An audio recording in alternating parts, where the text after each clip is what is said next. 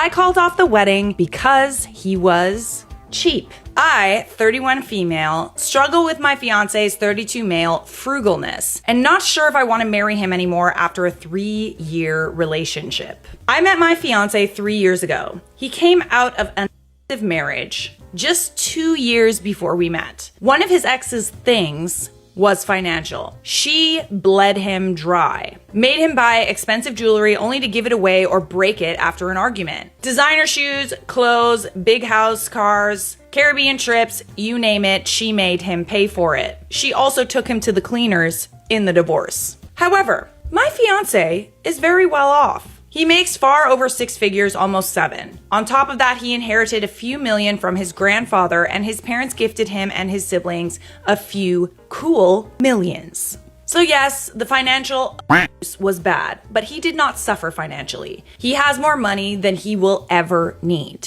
So last year, I moved into his house. I did not pay rent, but I split the bills and bought food. I pay for my own clothes and jewelry. I have a good job and I can take care of myself. However, things have been taking a turn for the worse and I feel miserable. His house was empty when I moved in. He had hand-me-down furniture, maybe 3 forks and 2 knives. He wouldn't put on the heating, so the house felt cold and moldy. He has no curtains, no decorations. His ex took everything, not bolted down, and he was too cheap to replace it. Just imagine a $1 million house like that. I'm grateful that I can live in this house. It's something I could never afford myself, but I didn't want to live in squalor. So I bought some kitchen supplies, some furniture, but at some point I realized I was dipping in my savings all the time and he did nothing.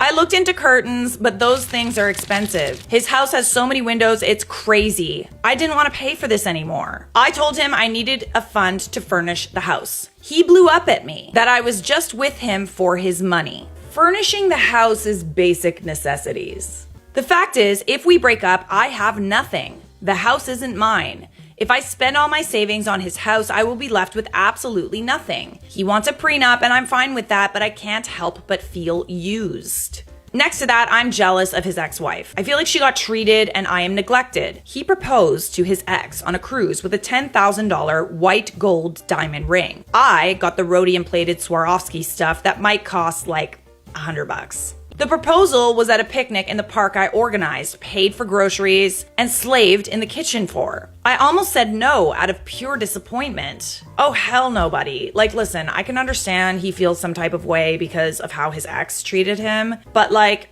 that doesn't mean that all people are like that. He could be acting out of like a I need to protect myself kind of thing. At the same time, if you want a partner, there's not that many people that are willing to take the bare minimum. However, I'm afraid to bring it up and be called a gold digger. I don't want to be funding a millionaire's lifestyle. He loves everything as long as I pay for it. As soon as he has to pay for it, it's frivolous and unnecessary. I can live like a poor person by myself. At least the fact that there are literal millions lying around doesn't hang over me to bum me out. And I would just be paying for my own lifestyle. Yeah, that resentment would build up for sure, dude. Would I be the a-hole for calling off a wedding purely for financial reasons? Because I love this man, but I imagine our cheap wedding in contrast to his ex, her extravaganza. Will our future kids be able to have some luxuries, or only if I pay for it? What if I ever became a stay-at-home mom? Will I have to beg to put the heating on? I wouldn't necessarily say that you're breaking up with him over money. I feel like at this point he's kind of financially abusing you. It's one thing if you expect a luxurious lifestyle and all the bells and whistles, but you're just asking for basic necessities. And furthermore, you've also contributed. I think it's only natural for you to expect him to also contribute and to treat you with respect. So she answered some questions in the comments. His family and friends told me separate stories of the that they witnessed. So it's like the abuse from the ex-wife is not made up. Not only did it confirm it, it showed me she was way more terrible than I thought, like stealing heirloom jewelry of his grandma with Alzheimer's right after she was widowed, pretending she was gifted these things even though everyone knew grandma hated her guts. Okay, so she was horrible, and like understandably, he's going to have a hard time trusting people, okay? But you can't be bringing baggage from your previous relationship into your new one. I'm not trying to force a lifestyle in him where he was previously happy. He told me prior to moving in that he left his house like this because he was depressed after his wife took everything, even the curtains. That makes him sad and he wants a cozy home. He just didn't know where to start. His house is paid off thanks to his granddad. He isn't actually spending much on utilities. House is very well isolated, has solar panels. It's weird to see how cheap being rich really is. I'm not asking for designer furniture. IKEA all the way, and I have refurbished secondhand furniture myself. I'm actually pretty thrifty. I see where my jealousy over the ex and her lifestyle might have triggered some people. Let me explain.